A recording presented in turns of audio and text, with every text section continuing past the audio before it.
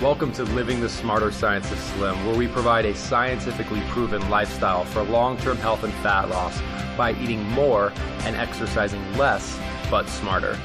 Eat smarter, exercise smarter, live better. I am so ready for that. Hey everyone, Jonathan Bailor back with another bonus Smarter Science of Slim podcast. Really have a treat for you today, folks. We talk so often about being the change we want to see in the world and leading by example and talking about how everyone and everything can live better. It's very difficult to find a person alive today who better demonstrates this than today's guest, who is the President and Chief Executive Officer at the Humane Society, which we all know is doing a massive amount of good in the world, and in large part due to our guests' efforts. Wayne Pacelle, welcome to the show, brother. Well, thank you for that very warm introduction. I'm so glad to be with you. Wayne, before we get into specifics, can you talk a little bit about what has motivated you to work so hard for so long up against likely much adversity just to help animals live better? Well, for me, it's been a lifelong passion for animals, and you can't really explain it from a scientific perspective when you're a kid, but as an adult, you kind of look at patterns of behavior and you start to examine some of the science. And I wrote a book called The Bond, Our Kinship with Animals, Our Call to Defend Them. And in the first chapter, I argue that we humans have an instinctive, intuitive connection with other creatures that has a lot of biochemistry to explain it, that we have social bonding hormones that connect us to one another. You know, we're friends with people, we have family members. It's not just that we think in intellectual terms about those relationships and attach value to those relationships because of some active self-interest that we may perceive. There are actual social bonding hormones like vasopressin, oxytocin that connect us with others. And I believe, and there's much more research that's come out on this, that one of the reasons we're connected to animals are these same social bonding hormones. It's the same reason, or it's an explanation for why when you have pets at a senior center, people relax and they smile. It's the same explanation for our veterans who come back from Iraq or Afghanistan, and they can get a pet, they can get a therapy animal, and they can get off their medications if they're dealing with post-traumatic stress disorder. Animals have an incredible rehabilitative effect on us, and that doesn't explain why I'm interested in this, but it is part of this connection that all of us have to animals. And then you layer on top of that just our notions of justice and fairness and decency and mercy. And you think, my God, these animals, you know, they're less powerful than we are, and the relationship that we have with them, we hold all the cards. Why shouldn't we be good to them? Why can't we really use this incredible ingenuitive mind that we have to figure out ways for us to live a good life and for the animals to live their lives as well? And that's really the broad enterprise of the Humane Society of the United States, is recognizing that animals matter, they feel, they suffer. We've got a connection to them, and if we can avoid causing them harm and pain, we've got a moral duty to do so. Certainly, we can all hopefully lift up and celebrate that message of having a symbiotic relationship with other species on the planet rather than taking a mindset of conquering and domination in one specific area. Where I know this will resonate with our listenership is when it comes to a symbiotic relationship and ensuring just the maximal goodness for the maximal number of beings. Oftentimes in scientific studies, we will use animals to approximate humans and to ostensibly help people live better, potentially at the cost of animals. What's going on there, and how do we find the right balance? Well, again, I think that, you know, you can look at many different uses of animals, and they're really on a continuum in terms of their value to society. I mean, one reason that dog fighting is so widely criminalized, and it's a felony in every state, not just because the Humane Society of the United States has been working on that, but because there really is no socially redeeming value to the idea of putting two dogs in a pit, watching them fight, having people titillated by the bloodletting, and wagering on the outcome. We say as a society, well, the health of those dogs matters a lot more to us than this sort of fleeting entertainment value that people are getting by watching the dogs. Now, that's one example of something that just about all of us in our society agree upon. We have a social consensus on that.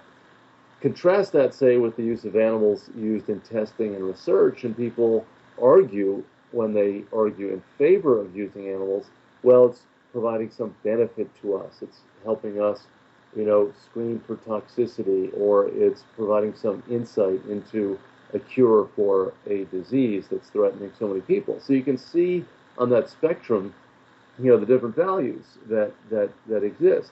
Well, I think what we're seeing in animal testing in particular is that we're finding much more reliable, faster ways of finding answers to problems for human public health than by relying on animals. The National Institutes of Health made an announcement not too long ago basically saying it was going to cease any breeding of chimpanzees for invasive experiments, and it was going to basically turn all but 50 of the chimps that the National Institutes of Health owns over to sanctuaries so these animals can live the rest of their lives in peace and security in an ethologically appropriate environment. And that announcement was preceded by a major report on chimpanzees in biomedical and behavioral research, looking at the necessity. That was the real question. Is this research and testing on chimps necessary for humans? And this panel of scientists essentially concluded, no, it was not. There have been some examples where we've derived important information from chimps, but now we can do it in other ways. We don't need to use chimps to find out these bits of information because we have alternative pathways. And in some cases, we see that the use of animals actually retards progress. In the case of monoclonal antibodies with chimps, there were a couple of cases where it worked out okay with chimps, and then when it was applied to humans, there were really disastrous consequences for it. So animals can actually lead us down the wrong road, and so many types of animal testing that are conducted really don't produce reliable results that translate to the human condition. You may find that animals react in a certain way to a particular substance or molecule, but it doesn't quite work that way when you try it in humans. Wayne, core to the scenario you just outlined for us is this idea of there's a spectrum. There can be various spectrums. For example, dog fighting, obviously horrific, based on the cost benefit, and then possibly doing some sort of behavioral experimentation with a mouse where the mouse is in a cage, maybe just like it would always be, and it's fed normally, and you just have it go through a maze occasionally, would be more acceptable than these more barbaric forms of animal experimentation. When, in your mind, and this is more personal, not necessarily, obviously you're the president and CEO, so everything you say reflects your organization, but in your mind, when it comes to being humane to animals, is there a spectrum in terms of animals? Like we mentioned chimps, and I think we can all, we see a little bit of humanness in chimps, and then but we don't feel bad when we step on an ant. Maybe we should. And we certainly don't feel bad when we pull weeds out of our garden. All of those are living things, but we seem as a society to have, again, a spectrum there. Is there a spectrum in terms of animals? I think there is. Peter Singer wrote a book in the mid-1970s called Animal Liberation, and it was actually a book where he was challenging the notion that we can do whatever we want to animals because we happen to be one species, they're of a different species, and they have no moral standing simply because they are from another species. And he argued that it's really not species that's the really critical moral criterion. It's sentience. It's the capacity to feel pain and to suffer. And again, I think the question that you raise, of course, is the value of the activity. There are frivolous things, and then there are more, core things. I mean, if you're, hiking in Glacier National Park and a grizzly bear comes at you, and it's a matter of survival, well, I think you've got a pretty well considered moral argument to defend yourself in order to survive. But to kill a grizzly bear for a fur coat, as a separate matter when you're in New York City or any other fur-bearing mammal, when you've got a faux fur alternative that's a functional equivalent, those are different contextual circumstances that we need to evaluate if we're serious about a moral consideration of animals. And I think when you talk about the higher mammals, I mean chimpanzees in terms of their genetic similarity to humans, you look at them on the evolutionary tree, and they're not too far from us. They exhibit many different behaviors that we can really identify with. They mourn the death of members of their social group. They exhibit altruism. They are capable of some pretty careful communications. They're actually pretty good at doing some things that we do, like signing, American Sign Language. They know our language better than we know their language in many respects. So I do think it matters. There's a big debate going on now. There's a movie called Blackfish, a documentary about SeaWorld, about orcas or killer whales, and whether they should be housed in small, pretty sterile pools and really be engaging in tricks for people to watch and pay money to see those tricks. What are the costs for those animals who live in family groups and range, well more than 100 miles a day? So yes, I do think that matters, but, what's the difference between a chimp and a dolphin and a whale and, maybe some of the other mammals? I think if you look more broadly at mammals as a category, and birds, and even fish, they all feel, they all suffer, and many of them are used in institutionalized settings where the uses have become normalized in our society. And I think that's really where the Humane Society of the United States is asking the question. It's not just aberrational or illegal acts of cruelty that concern us, and indeed those acts do concern us. If someone sets a dog on fire or bludgeons a cat, I mean, those are real indicators of a loss of empathy and a really hazardous situation with a person who has those inclinations operating within society. But I think we're looking even more broadly at institutionalized uses like the use of animals in testing, like the use of animals in industrial agriculture, and saying, hey, does it really need to be this way? Shouldn't we try to find solutions where we can feed ourselves, where we can get important public health questions advanced, we can promote public health, cures, without victimizing so many animals? I mean, every animal researcher, everyone who's using animals in labs, must recognize, and so many of them do, that there's a moral cost. And if you can do something in a better way, a more humane way, by not using animals at all, that would be a much, better outcome from a moral perspective if you're deriving equivalent or even superior results in your testing protocol. That's what we're finding out. I mean, so many different pathways for us in terms of the use of animals are proving to be dead ends, and these newer methods are really proving to be much more fruitful for us, just from a strictly scientific perspective. Wayne, you mentioned the finding equivalent or superior results when we take a more humane approach, and I can't think of a better example. Maybe you can, so you have more experience in this area, but I can't think of a better example than when it comes to wild, like treating, for example, cows and chickens, free range, grass-fed, humanely raised animals. I mean, if you're not an individual who is willing or able or feels the need to go completely vegan or vegetarian, finding animals in their natural habitat and facilitating that is not only better for those animals, but we're finding unambiguously that it's better for the humans because the quality of the nutrition is just far superior. So that's a great example of we're boosting up the moral element, and we're also boosting up our health and in many ways the deliciousness. So I guess that's good too. Oh, well, there's no question about it. I mean, it's no accident then that when you do the right moral thing, you typically have a better set of outcomes down the line. And I'm researching my next book now, which is really going to argue that when we make the right moral decision, it actually turns out to be the right economic decision for us.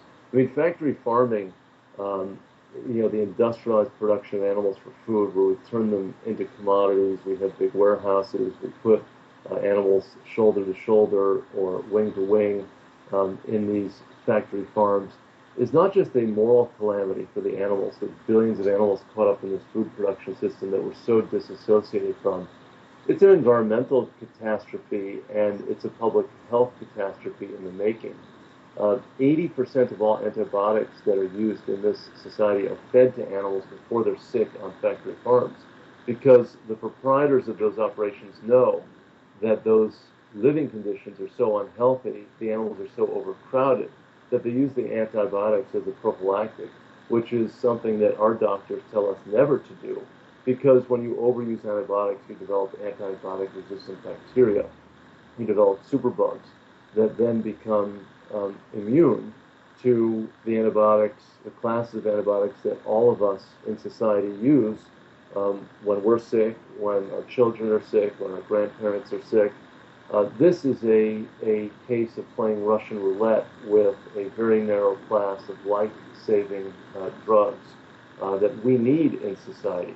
When you then look at the incredible amount of energy inputs and all of the waste that animals produce on these factory farms, I mean, the Food and Agriculture Organization of the United Nations said that livestock agriculture, this was a few years ago and the numbers have gone up, but they said at that time livestock agriculture was responsible for 18% of all greenhouse gas emissions, larger than the entire transportation sector. And there are some estimates now that put it at 50%. So if we're serious about climate change and addressing the root causes of climate change, we've got to look at the fact that we, as a global community, are raising 65 billion plus animals a year. There are 10 animals raised for every person in the world.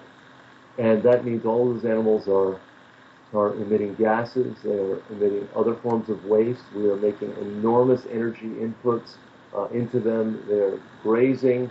They are having all sorts of impacts that rebound on us in terms of the atmosphere and the gases that are trapping heat and warming the planet.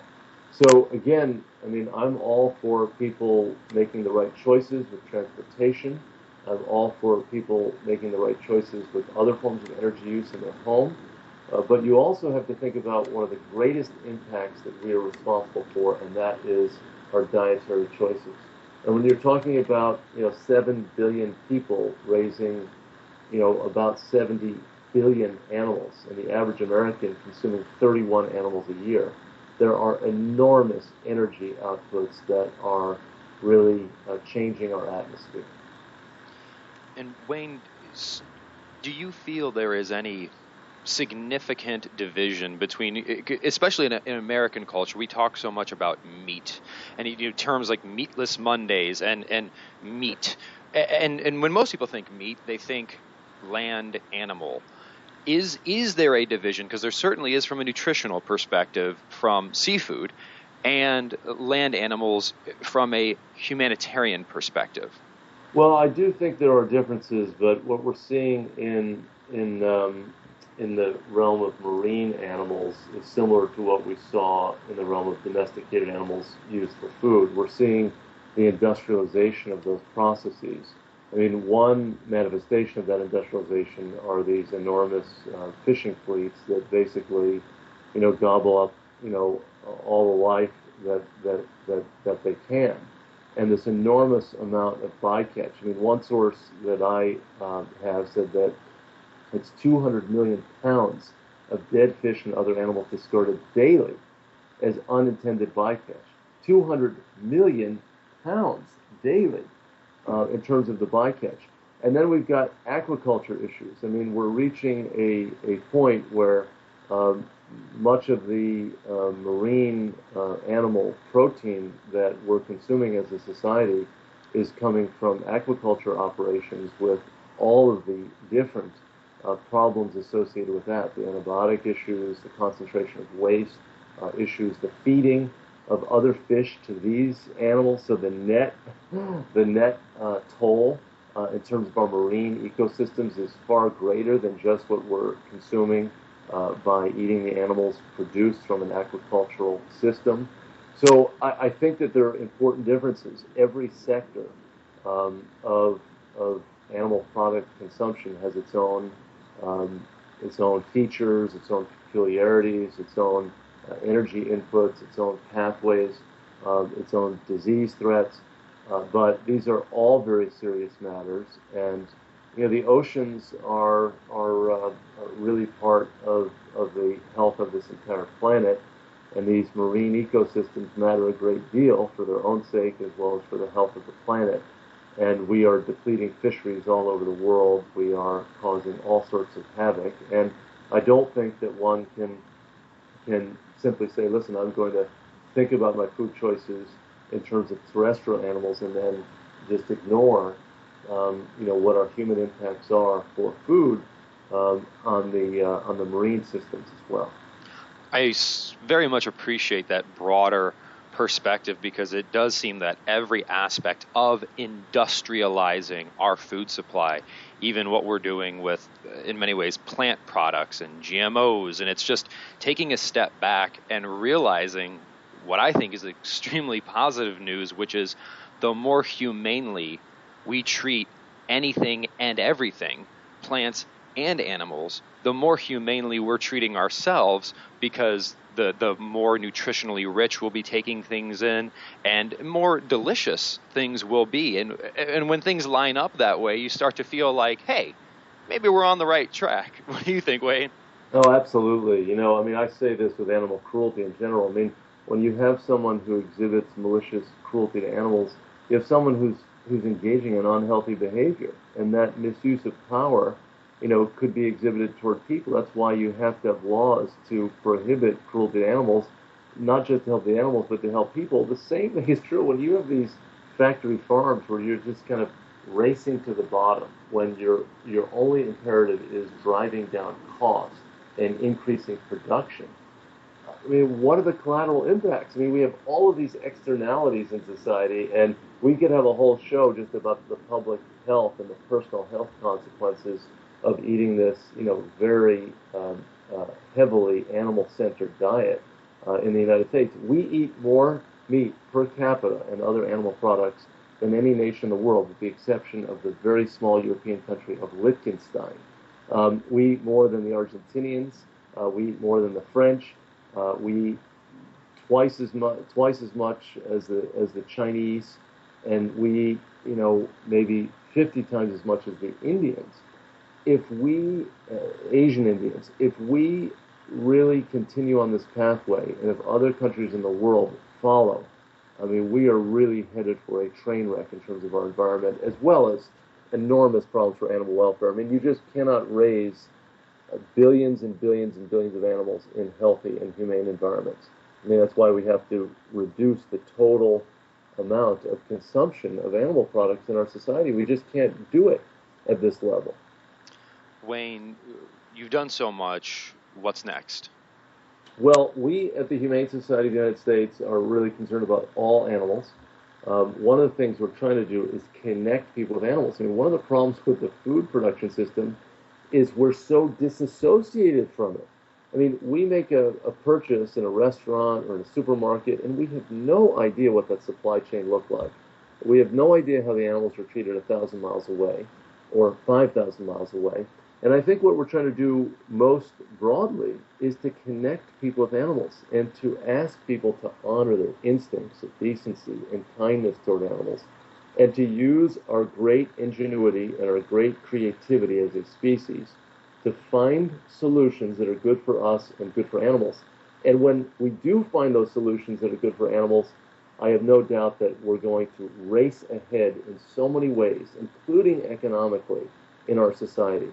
I think that this reliance on these industrialized methods of animal production, this reliance on animal testing is holding us back as a society. It's creating threats in our society. And again, we could spend a lot more time talking about what some of those elements are, but I believe it. I'm going to be writing about it, so I look forward to having additional conversations with you about it. Ladies and gentlemen, his name is Wayne Pacelle. He has a blog, which you should definitely check out. It's called A Humane Nation. Just give that a little search on Google. Wayne, thank you so much for joining us today. It's been an absolute pleasure. Thank you so much. Listeners, I hope you enjoyed today's conversation as much as I did, and please remember, this week and every week after, eat smarter, exercise smarter, and live better. Chat with you soon. Wait, don't stop listening yet. If you like the podcast and if there's other ways we can help you, please join us in the Smarter Science of Slim support group, which is freely available at the Smarter Science of Slim website, smarterscienceofslim.com. There you'll find all kinds of free recipes and success stories and just all kinds of fun stuff, like how to help your kids go sane and just great community content. And just one last thing before you go, if you wouldn't mind heading over to iTunes and up onto Amazon.com and leaving us a review, and then going over to Facebook and liking us, we would hugely appreciate it.